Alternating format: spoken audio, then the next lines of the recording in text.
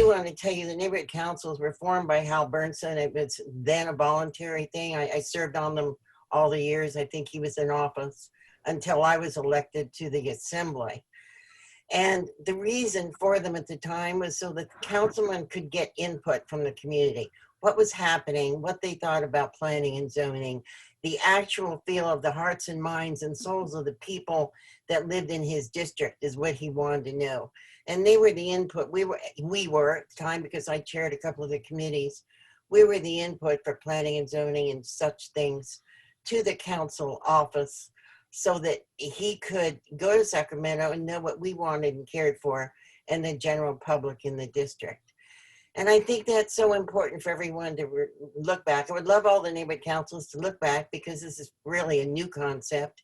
Look back at the charter that started to live in the early 2000s and why it originally started, and not lose focus of it. I've been so worried that our neighborhood councils perhaps are losing focus of what the whole intention was. Not to be political, not to be biased, not to be blinded, but to be a total voice and heart and mind for the community. But you see, you've got 13, 14 people in the city that have been of the same state of mind for many, many years.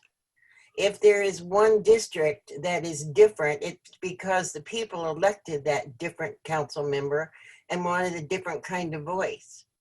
And if whoever is elected to a different city council seat doesn't give that voice that he or she was elected for, then they have no business being there.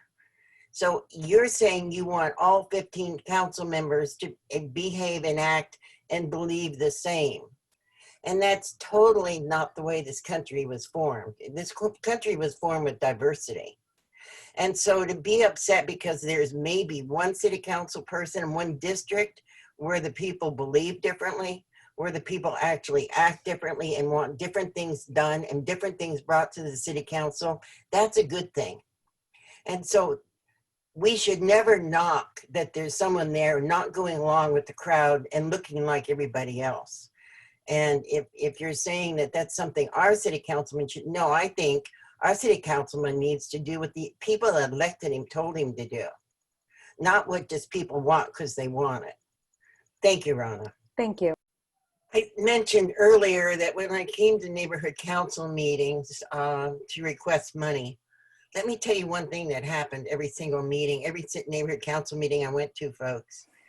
Anyone that was involved with the police department, with Solid, with CPAB, would excuse themselves from voting because there was conflict of interest.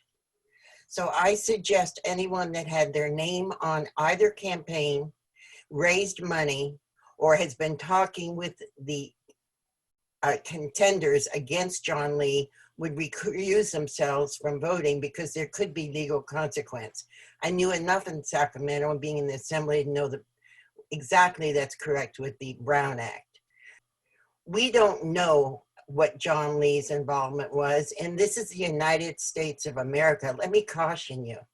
And we are supposed to be innocent until proven guilty. And all I've heard here tonight were accusations that said, well, we just want an investigation. It's not a proper investigation at all.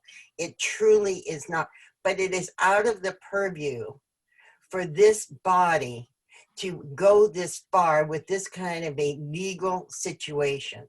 Bill was absolutely correct. Let the cops do what they're supposed to do. Let the FBI do what they're supposed to do. Don't defame someone that lives in your community. But most of all, folks, the people in this community, forget all the people you just heard that may or may not have been here very long. The people in this community voted for this man. And it's not the purview of this neighborhood council to go against the wishes of your constituents.